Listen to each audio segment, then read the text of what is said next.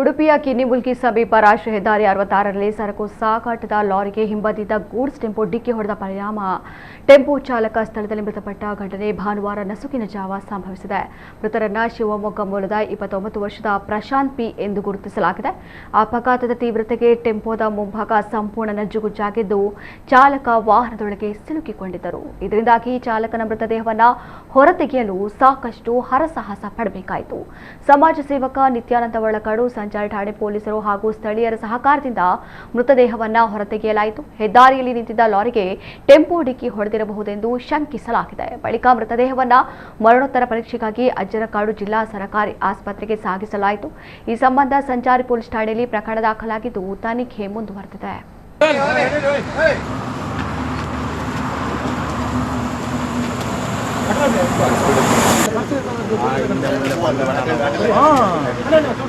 ಮಾಡ್ಕೊ ಬಂದ ನಿದ್ದೆಗಣ್ಣಲ್ಲಿದ್ದ